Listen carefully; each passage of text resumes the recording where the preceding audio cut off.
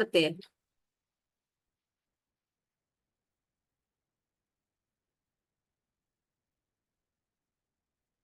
तर सगळ्यांचं खूप स्वागत आहे आणि सगळ्यांना आजच्या दिनाच्या शुभेच्छा आणि शिवरात्रीच्या पण खूप खूप शुभेच्छा. तसेच मंगल मॅडमला, ब्रह्मांडीय ऊर्जेला आणि सुदर्शन पिरॅमिडला पण खूप खूप धन्यवाद.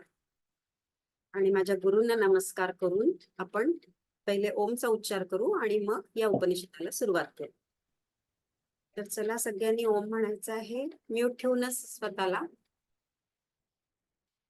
ओ.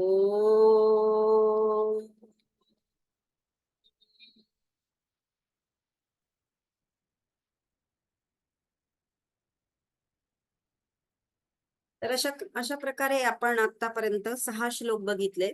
तर कालचा जो श्लोक आहे त्याचा थोडासा एक पॅराग्राफ मला स्पष्ट करायचा राहिला होता. तर कालचा श्लोक होता, आपण परत मागचं नाही घेऊ, रिपिटेशन मग वेळ जातो त्याच्यामध्ये.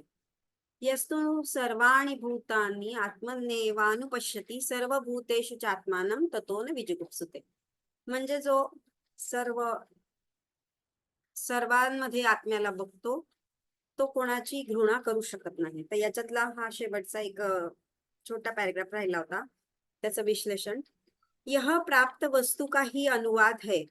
कोणती प्राप्त वस्तू आहे की जी आत्मस्वरूप म्हणजे ती आपली प्राप्त वस्तू आहे, त्याचाच हा अनुवाद आहे. म्हणजे त्याचंच हे वर्णन ते सांगून राहिले आहे. तिथे मैं और तू का भेद नष्ट हो जाता है. अस्मद आणि युष्मद आपण संस्कृत मध्ये म्हणतो त्याला. सभी प्रकार की घृणा अपने से भिन्न किसी दूषित पदार्थ को देखने वाले पुरुष को ही होती है. म्हणजे आपल्यापासून भिन्न आपण ज्याला दुसऱ्याला बघतो त्याच वेळेस आपल्याला घृणा उत्पन्न होऊ शकते. एकत्व बोध जेव्हा आपल्याला होईल तर मग घृणा उत्पन्न होणार नाही, द्वेष नाही, राग नाही, काहीच नाही राहणार मग त्यावेळेस. जो निरंतर अपने अत्यंत विशुद्ध आत्मस्वरूप को ही देखने वाला है, उसकी दृष्टि में घृणा का निमित्त भूत कोई अन्य पदार्थ है ही नहीं. म्हणजे जो सतत स्वतःला निरंतर त्या विशुद्ध आत्मस्वरूपामध्ये लीन ठेवत असतो त्याला त्याच्या दृष्टीने हे घृणा वगैरे हे पदार्थ नसतात. यह बात स्वतः प्राप्त हो जाती है. आपोआप ते आपल्याला प्राप्त होऊन जातं की कोणाबद्दलच आपल्याला राग द्वेष घृणा राहत नाही. फक्त आपण शांतीमध्ये आणि प्रेम आनंदामध्ये जगत असतो. इसलिए वह किसी से घृणा नहीं कर सकता. हे विश्लेषण त्यांनी काल केलं. तर आता त्याच्या पुढचा श्लोक त्यांनी सांगितला आहे की इसी बात को दुसरा मंत्र भी वही कहता है. म्हणजे अजून आता हा 7वा जो श्लोक आहे त्याच्यामध्ये तेच रिपिटेशन आहे. ते मी तुम्हाला सांगतच असते की श्लोक असे रिपीटेड आहेत त्याच्यामध्ये. तर हे शास्त्राचे जे ज्ञाता असतात आणि म्हणजेच त्याला आपण स्थितप्रज्ञ म्हणायला लागलोय. तर जे ब्रह्मज्ञानी नसतात ना त्यांना ह्या ऐषणांमध्ये ते अडकत असतात. तर जोपर्यंत आता आपल्याला काय वाटेल आपण मस्त छान मॅडमने सांगितलंय तसं आत्म्याचं चिंतन करायला लागलोय, मुक्ती मार्गाला जायला लागलोय, उपनिषदांचा अभ्यास करायला लागलोय, तर आता आपल्या ह्या सगळ्या ऐषणा सुटून जातील. पण तसं नसतं, इतकं सोपं नाहीये. त्याच्यासाठी सतत रिपिटेशन, सतत मेडिटेशन, सतत तेच चिंतन मनन करावं लागतं. वर्षो लागतात त्याला.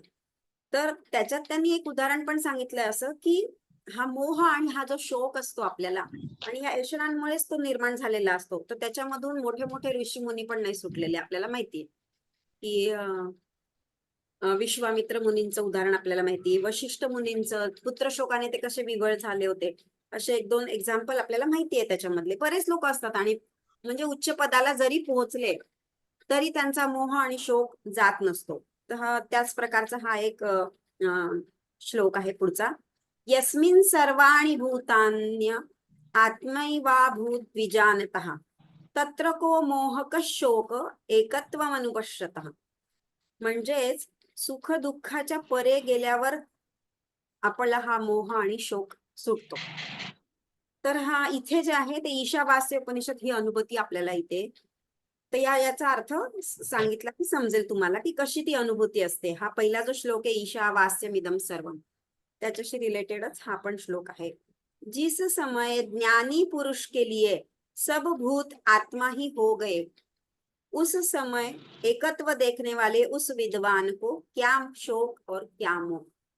तर त्यात रिपिटेशनच आहे मागच्याच. म्हणजे घृणा जसं तो म्हणतो की घृणा नाही करू शकणार, तसाच जो ज्ञानी पुरुष असतो तो सगळ्या भूतांमध्ये आत्मस्वरूपाला बघायला लागतो आणि आत्मामयच होऊन जातो.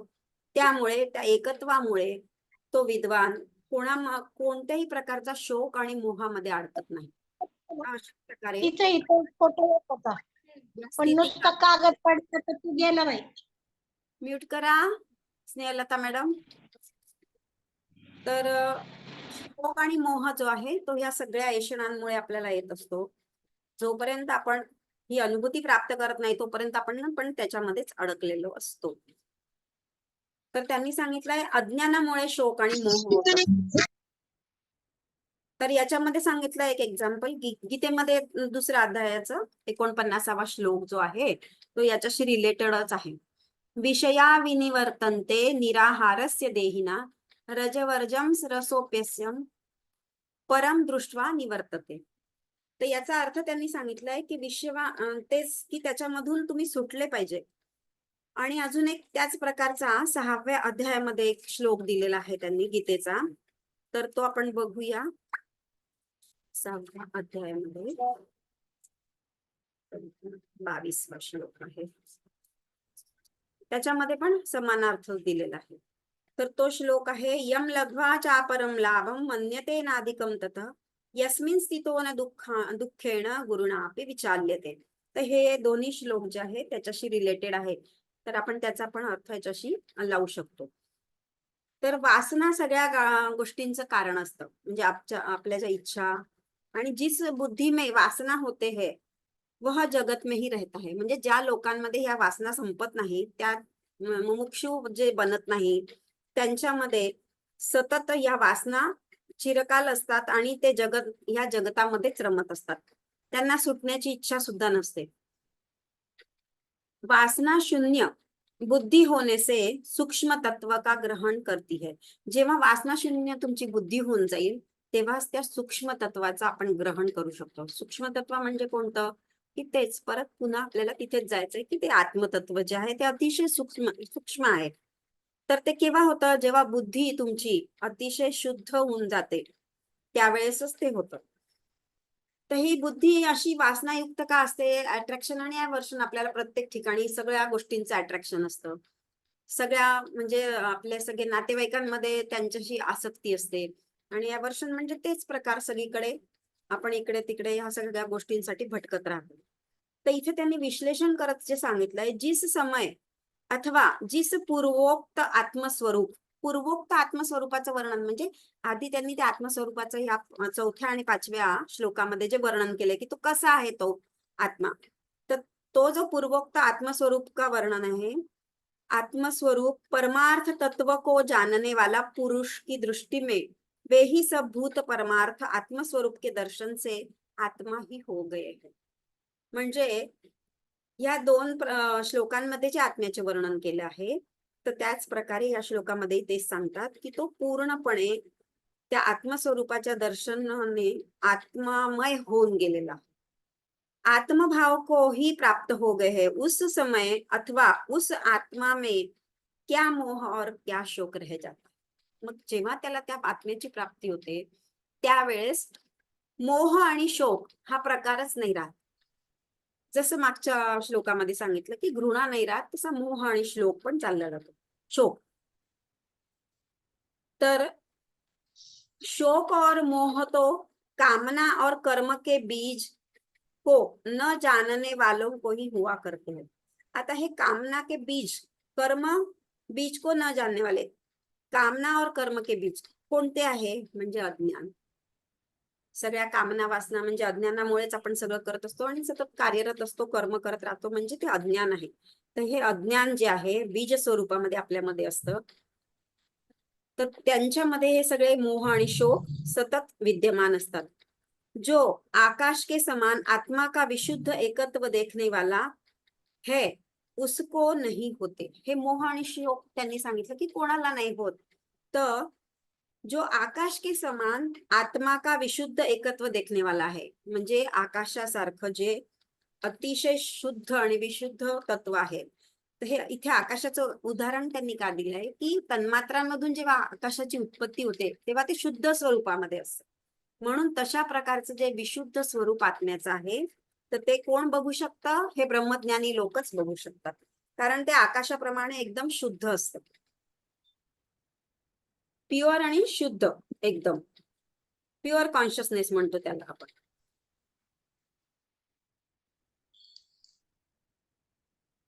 तर इथे त्यांनी ते एक्झाम्पल मी मगाशीच तुम्हाला सांगितलं, हे सगळ्या आसक्तीमुळे आपण त्याच्यामध्ये अडकले असतो. जसं वशिष्ठ ऋषी अडकले होते आणि पुत्र शोकामध्ये.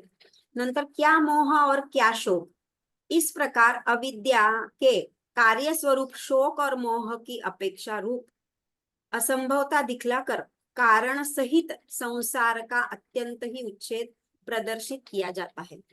तर आता क्या मोह और क्या शोक, असे जे ज्ञानी पुरुष असतात त्यांना मोह आणि शोक टच करू शकत नाही.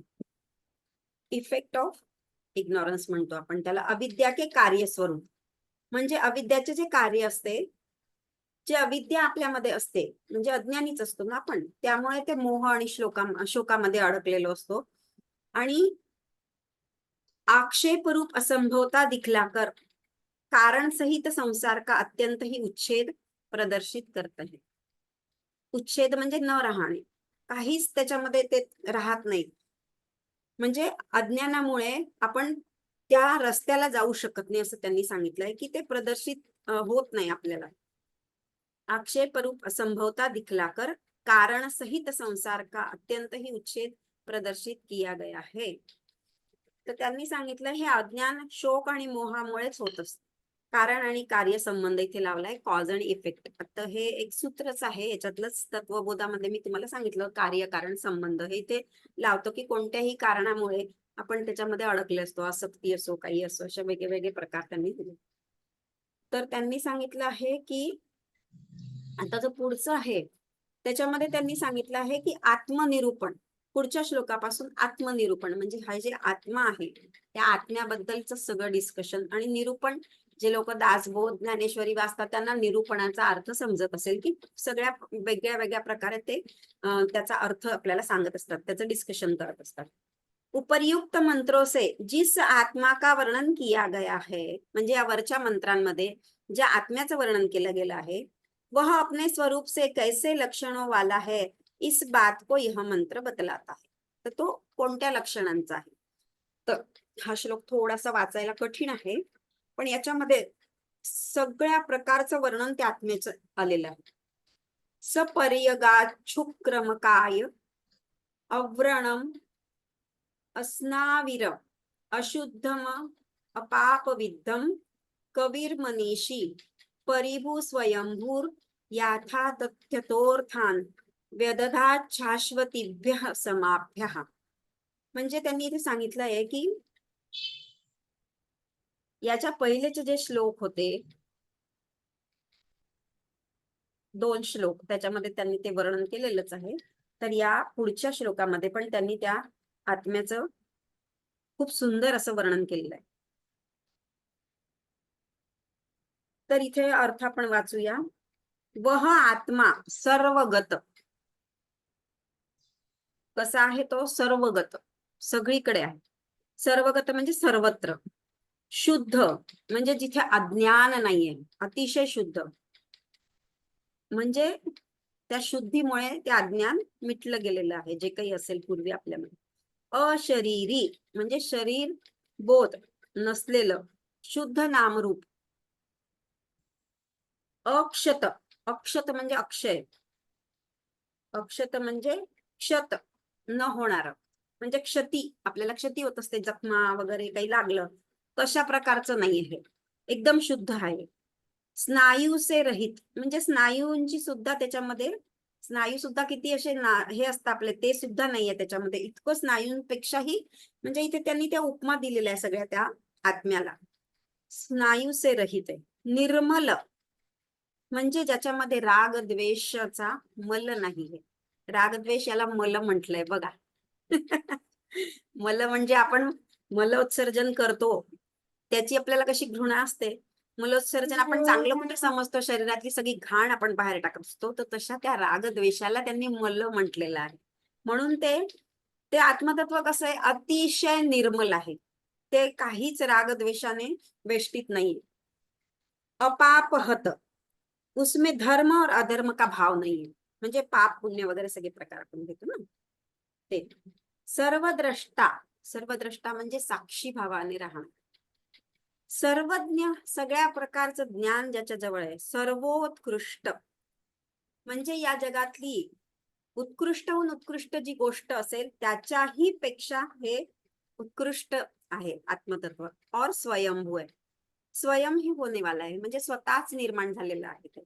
स्वयंभू, आता आपण बरेच वेळा स्वयंभू शब्द ऐकतो की एखादी पिंड, एखादी मूर्ती स्वयंभू आली आहे बा, निर्माण झालेली आहे. तशा प्रकारचं हे आत्मतत्व स्वयंभू आहे म्हणजे स्वतःच ते निर्माण झालेलं आहे, स्वतःला स्वतः निर्माण केलं त्यांनी. उसी ने नित्य सिद्ध संवत्सर नामक प्रजापतियों के लिए यथा योग्य रीति से अर्थों, कर्तव्यों अथवा पदार्थों का विभाग किया है. त्याच तत्वाने हे नित्यसिद्ध संवत्सर म्हणजे जगताची उत्पत्ती. प्रजापती ही जगताची उत्पत्ती प्रजापतीपासून होते ना, ब्रह्मापासून. तर प्रत्येक संवत्सराचे प्रत्येक ब्रह्मा वेगळे असतात. ते थोडंसं लॉजिक आहे, ते आपण याच्यात नाही घेऊ शकत. फक्त तुम्ही एवढं लक्षात ठेवा, प्रजापती म्हणजे जगताची उत्पत्ती ज्याच्यापासून होत असते. नित्य सिद्ध संवत्सर नामक प्रजापतियों के लिए यथा योग्य रीति से अर्थों यानी कर्तव्य अथवा पदार्थों का विभाग किया है.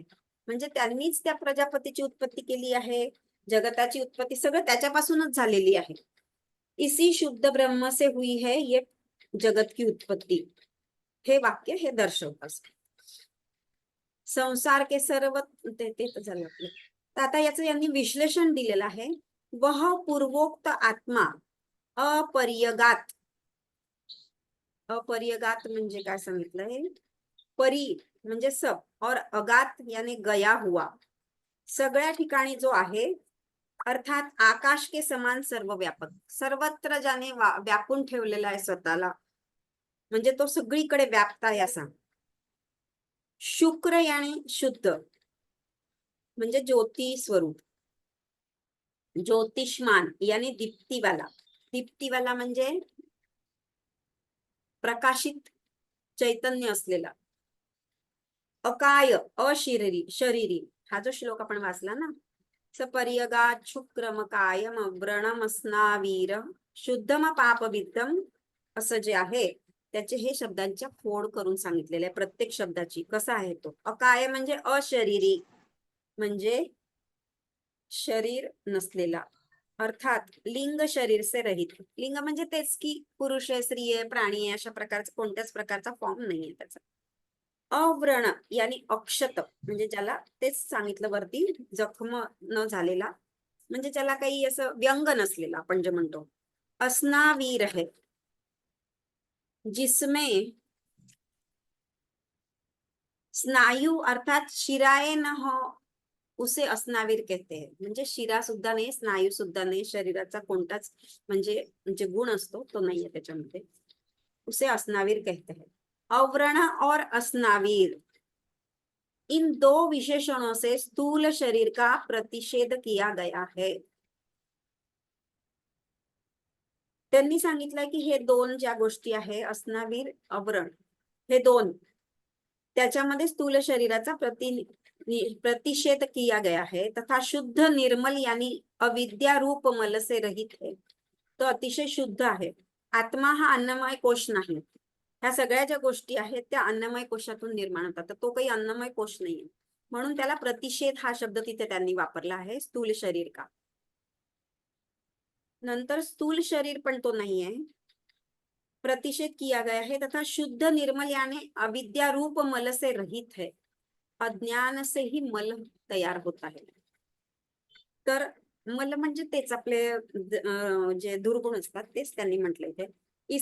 इसके कारण शरीर का प्रतिषेध किया गया है.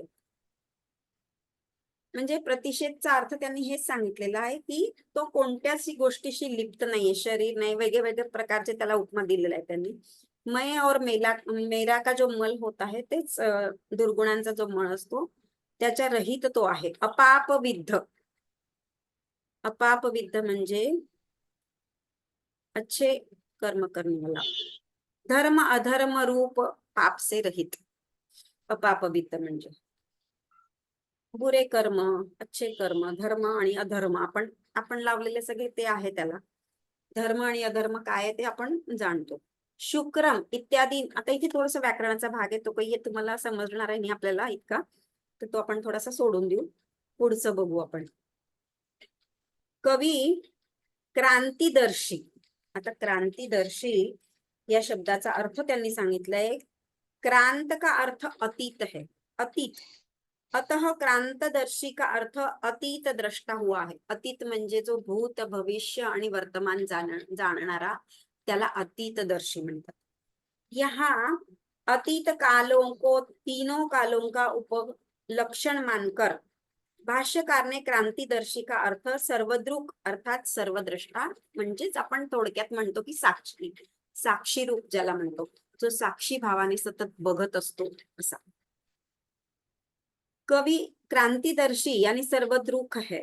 तर हे यांनी जे, जैसा कि श्रुति कहती है, इससे अन्य कोई और इसके जैसा अन्य कोई दृष्टा नहीं.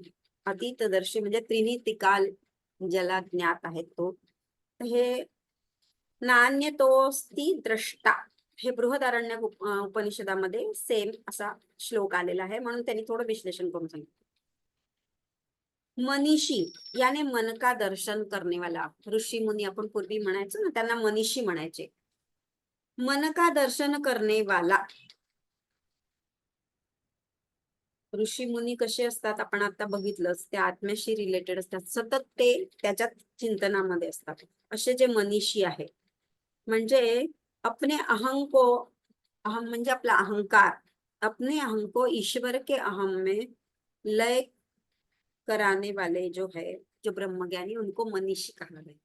असे आपले संत ऋषी मुनी सगळे आपल्याला माहिती आहेत. नामदेव महाराजांची पण तुम्हाला गोष्ट माहिती असेल. जसं मी काल एकनाथ महाराजांची सांगितली की त्या गाढवाला जसं त्यांनी पाणी पाजलं, सगळीकडे त्यांना ब्रह्म दिसत, तसं नामदेव महाराजांना सुद्धा ते नैवेद्य दाखवत असतात पांडुरंगाला. पोळी ठेवलेली असते आणि तुपाची वाटी ठेवली असते की त्या पोळीला तूप लावून आपण नैवेद्य दाखवा देवाला. तेवढ्यात तो कुत्रा एक घेऊन ती पोळी घेऊन पळतो, तर नामदेव महाराज ती तुपाची वाटी घेऊन त्याच्या मागे धावतात. हे एक्झाम्पल सगळ्यांना माहितीच असेल, जे महाराष्ट्रात राहतात त्यांना सगळ्या आपल्या संतांचं जे पण आहे ते सगळं माहिती असतं. तर ते त्याच्या मागे कशासाठी धावतात, त्याच्यात त्यांना ब्रह्म दिसतं, पांडुरंग दिसतो, म्हणून अरे बा तू कोरडी पोळी नको खाऊ, मी तुला तूप लावून पोळी देतो. म्हणजे इतके ते द्रष्टा असतात की त्याच्यात सुद्धा त्यांना ब्रह्म दिसत असतात. तर त्यांनी तेच म्हटलंय, असे जे मनीषी असतात, मन का ईशन करने वाला अर्थात सर्वज्ञ ईश्वर, परिभू सबके परी अर्थात ऊपर है, इसलिए परिभू कहा है. सगळ्यांच्या वरती जो आहे, स्वयंभू, स्वयं ही होता है, इसलिए उसको स्वयंभू कहा है. अथवा जिनके ऊपर है, और जो ऊपर है वह सब स्वयं ही है. जो सगळ्यांच्या वरती असतो तो स्वयंभू असतो. तर आपल्याला स्वयंभूचा अर्थ मी आता सांगितलाच तुम्हाला, तर आपण तो अर्थ इथे लावू शकतो की स्वयंभू म्हणजे स्वतः प्रगट झालेला. सारे देहेंद्रिय संघात में वही है. क्रांतिदर्शीचा पण अर्थ त्यांनी इथे सांगितला मगाशीच, की सगळ्या देहांमध्ये, प्रत्येक व्यक्ती, पशु पक्षी प्राण्यांमध्ये तो द्रष्टा आहे. अथवा जिनके ऊपर है, और जो ऊपर है वह सब स्वयं ही है, इसलिए स्वयंभू कहा है. हे पण सांगितलं त्यांनी आता मगाशीच. उस नित्य मुक्त ईश्वर ने सर्वज्ञ होने का कारण यथाभूत कर्म, फल और साधन के अनुसार अर्थों, कर्तव्य, पदार्थों का यथातथ्य विधान किया. त्यांनी सांगितलंय उस नित्यमुक्त. नित्यमुक्त म्हणजे जो कधीही बंधनामध्ये न अडकलेला. सामान्य माणूस आपण सतत बंधनामध्ये अडकलेलो असतो. तर उस नित्यमुक्त ईश्वरने सर्वज्ञ, सर्वज्ञ यानी संपूर्ण जो आहे, होने का कारण यथाभूत कर्मफल, कर्मफल, सर्वज्ञाने संपूर्ण यूनिवर्स को जानने वाला होने के कारण यथाभूत कर्म फल और साधना के अनुसार अर्थों, कर्तव्य, पदार्थों का यथा तथ्य विधान किया. जिसका जैसा साधन रहता है, म्हणजे ज्याचं ज्याप्रमाणे जो साधन करतो, ज्याप्रमाणे कर्म करत असतो त्याप्रमाणे त्याला फळ मिळत असतं. तर त्यांनी तेच सांगितलंय की ज्या प्रकारे हे कर्म करणारा जो साधक आहे अनुसार अर्थो कर्तव्य पदार्थों का यथातथ्य विधान किया है, अर्थात यदा यथा योग्य रीति से उनका विभाग किया है. विभाग म्हणजे जो ज्याप्रमाणे ज्याची लेवल असेल त्याप्रमाणे तो विभाग केलेला असतो. म्हणजे 4 आश्रम सांगितले. वर्णाश्रम आपल्याला माहितीये ना, ते 4ही आश्रम, गृहस्थाश्रम, संन्यासाश्रम वगैरे सगळ्यांना माहिती आता. तर ते आश्रम त्या प्रकारे हे विभाजन केलेलं आहे. याचं महत्व गीतेमध्ये पण पुष्कळ सांगितलेलं आहे. यथा तथा के भाव को, जो जैसा है उसको उस भाव से यथातथ्य कहते हैं. उसने शाश्वत नित्य समाओं अर्थात संवत्सर नामक प्रजापतियों का उनकी योग्यता के अनुसार पृथक पृथक कर्तव्य बांट दिया है. म्हणजे वर्णाश्रमाप्रमाणे त्यांना वेगवेगळ्या प्रकारे साधना कार्य दिलेले आहेत. हे कोण देतं? प्रजापतीला सुद्धा हे कार्य जे दिलेलं आहे ते त्या ब्रह्मानेच दिलेलं आहे, की जो सर्व व्यापक आहे आणि जो सर्वस्व आहे, सर्वज्ञ आहे. त्याने हे सगळं योग्य प्रकारे पृथक पृथक करून म्हणजे त्यांची विभागणी बरोबर करून त्यांना त्यांचे कार्य वाटप केलेले आहे. आता इथपर्यंत त्यांनी काय केलं होतं? आत्मस्वरूपाचं वर्णन केलं होतं.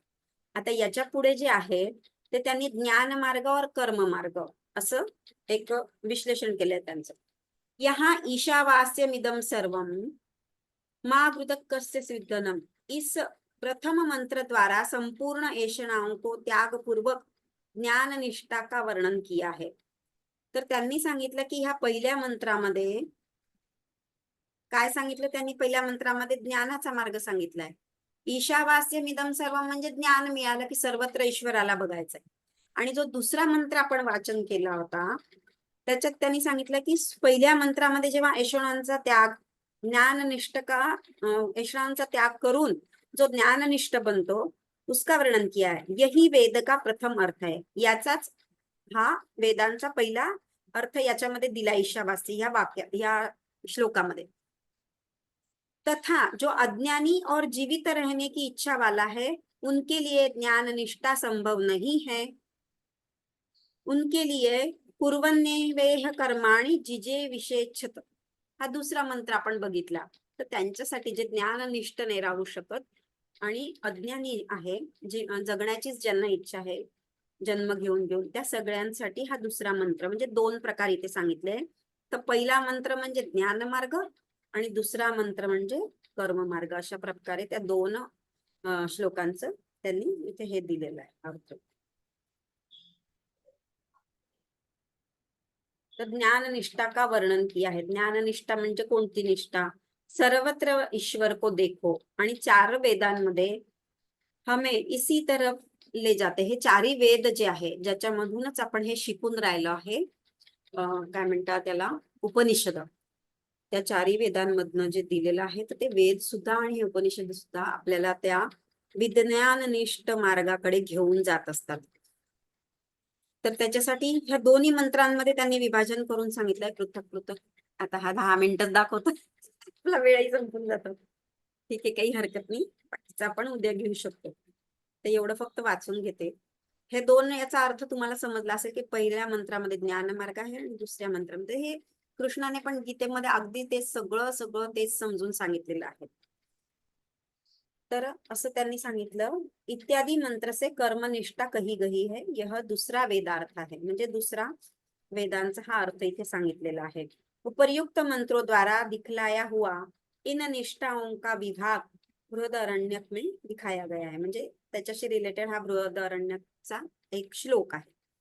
उसने इच्छा की कि मेरी पत्नी हो. म्हणजे जे अज्ञानी असतात त्यांना पत्नी मुलबाळा मी ऐषणा ज्या सांगितल्या इत्यादि वाक्यों से यह सिद्ध होता है कि कर्म अज्ञानी और सकाम पुरुष के लिए है. म्हणजे कर्म जे आहे म्हणजे कर्म मार्ग यांनी जो सांगितला तो कोणासाठी आहे? अज्ञानी आणि सकाम पुरुष के लिए. पण आता हे जुन्या काळचा वेळ होता, त्यावेळेस खूप ऋषी मुनी तपस्या करून खूप कष्टाने ते ती प्राप्ती करत होते. त्यामुळे ते संसारात लिप्त न होता त्यांनी ते 2 मार्ग सांगितले. निश्रेयस म्हणजे वर्ल्डली थिंग्स आणि अभ्युदय म्हणजे स्पिरिच्युअल थिंग. तर हे जे ह्या दोघांना घेऊन जे लोक राहत होते, की ज्यांना संसार करायचा ते संसारातच राहत होते, आणि जे ज्यांना ह्या मार्गाला जायचंय त्यांच्यासाठी, तर आता तसं नाहीये. आपण संसारात राहून सुद्धा निर्वाण प्राप्त करू शकतो. त्यामुळे हे लक्षात ठेवायचं की हे ईश्वर, आत्मा, हे सगळं सगळं आपण आहे. हे मंत्र सुद्धा वेदांचे, हे ईशावास्य उपनिषद, गीता, हे सगळं आपणच आहोत. आपल्यातूनच उत्पन्न झालेलं आहे, आतूनच सगळं येतंय. त्यामुळे असं नाही की आपण मग आता संसार सोडायचा वगैरे, असं काही करायचं नाहीये. संसारात राहूनच आपण हे ज्ञान मिळवू शकतो आणि मुक्ती मार्गाला सुद्धा जाऊ शकतो सगळं करून. तर आपण इथे थांबू आता आणि थोडं ध्यान घेऊया.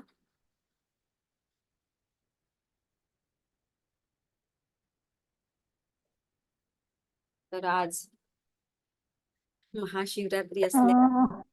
मॅडम एक फक्त विचारू मध्ये प्रश्न. हा, विचारू शकता. आता हे तुम्ही म्हणलं उपनिषदामध्ये ज्ञानमार्ग आणि कर्ममार्ग सांगितलंय, हम्म. तर भक्ती मार्गाशी संबंधित काही भाष्य झालंय ह्या ईशावास्य उपनिषदामध्ये? अजून तर नाही सांगितलं त्यांनी, कारण हा ज्ञान ओके काढण्याचाच भाग आहे जास्तीत जास्त. तर ओके सगळ्यात शेवटी माहिती का, तुम्ही भक्ती मार्गाने जरी गेले, हा हा राजमार्गाने जरी गेले, तर शेवटी तुम्हाला ज्ञानच प्राप्त करायचंय. ओके ज्ञान झाल्याशिवाय तुम्ही तिथे पोहोचू नाही शकत. तर ज्ञान केव्हा होतं तुम्हाला? जेव्हा तुम्ही त्या ओके आत्मस्वरूपाशी एकरूप होतो ना, तेव्हा ज्ञान होतं. म्हणून भक्तीतून ओके आपण केव्हा जेव्हा त्या दर्शन होतं आणि त्याच्याशी एकरूप होतो, तर हा सगळा ज्ञानकांडाचाच भाग असल्यामुळे बहुतेक इथे भक्तीला त्यांनी जास्त इम्पॉर्टन्स नाही दिलंय. तर ते ओके गीतेमध्ये दिलेलं आहे भक्तीला महत्व. हम्म हम्म हम्म तर हे आपण आपल्यानुसार घेऊ शकतो मॅडम, की तुम्ही कोणत्या अच्छा मार्गाने तुम्हाला जायचं आहे. हे फक्त आपल्याला ज्ञान ओके ग्रहण करण्यासाठी हे पुस्तकांचा अभ्यास करायचा आहे. ओके ओके ओके ओके ठीक आहे धन्यवाद. ठीक आहे मॅम.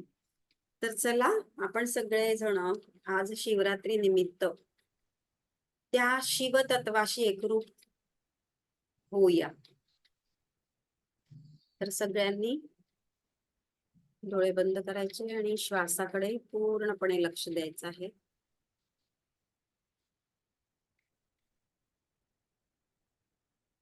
तर श्वास म्हणजेच शिव. ज्यांनी शिवस्वरदोष शास्त्र शिकले असेल त्यांना हे सगळं माहित आहे की श्वास म्हणजेच शिव आहे. तर आज शिवरात्री निमित्ताने आपण त्या शिवाशी कनेक्ट होत आहोत, आपल्या हायर सेल्फशी कनेक्ट होत आहोत. श्वासाकडे कॉन्सन्ट्रेट करून पूर्णपणे शिवतत्वामध्ये विलीन व्हायचं आहे आपल्याला. तर शिवतत्व काय आहे? तर आपण सगळ्यांनी आता जो अभ्यास केला ईशावास्य उपनिषद, आणि जो आत्मा आहे तोच शिव आहे, तोच श्वास आहे, तोच सर्वस्व आहे.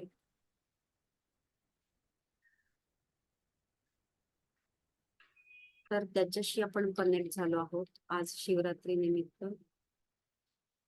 हळूहळू श्वास येतो आहे आणि श्वास जातो आहे.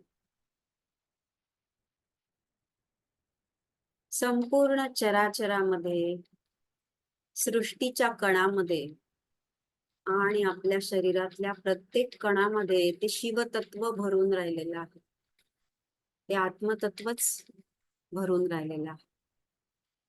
तर त्याची आपल्याला जाणीव करून घ्यायची आहे. आपल्या हायर सेल्फशी कनेक्ट होऊन आपण त्या शिवतत्वाशी कनेक्ट होतो. तेच हायर सेल्फ आपलं शिवतत्व आहे आणि तोच श्वास पण आहे.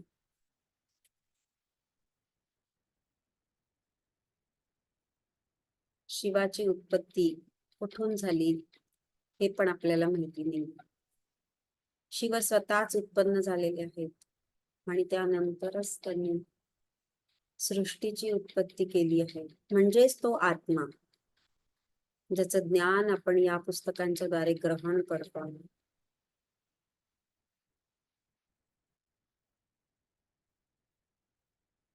तर आपल्याला त्या आत्म्यापर्यंत पोहोचण्यासाठी ध्यानाची अतिशय आवश्यकता आहे. रोज सगळ्यांनी 10 मिनिट तरी ध्यान करणं आवश्यक आहे.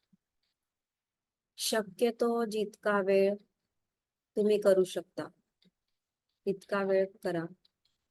नसेल तर कमीत कमी 10-15 मिनिटं तरी रोज ध्यान करायचं आहे. आणि असे जे विशिष्ट पर्व असतात, अमावस्या, पौर्णिमा, शिवरात्र, नवरात्री, विशिष्ट जे दिवस असतात त्यावेळेस ऊर्जा प्रचंड येत असते, सोलर फ्लेक्स.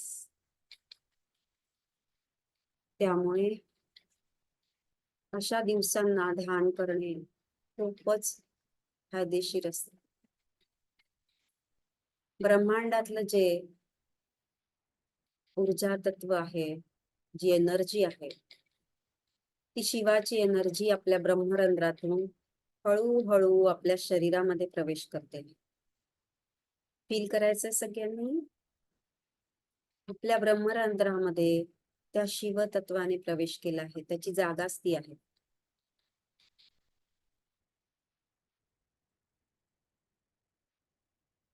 तिथे ते स्थितच आहे.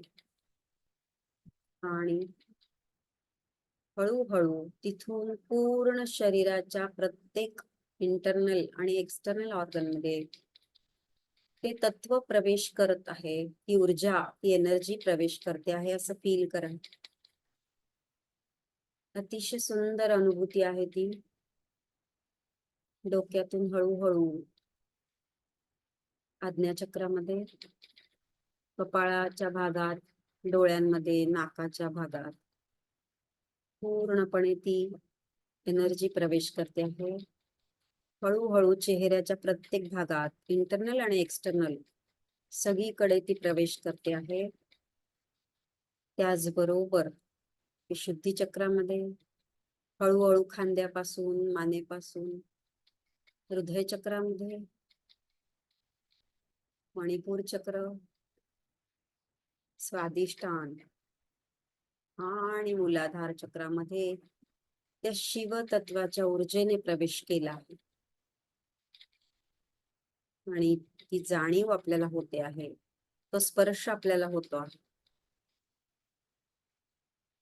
अतिशय सुंदर फिलिंग्स आहेत. आपले जे ज्ञानेंद्रिय आहे त्याद्वारे त्याला फील करायचं आहे.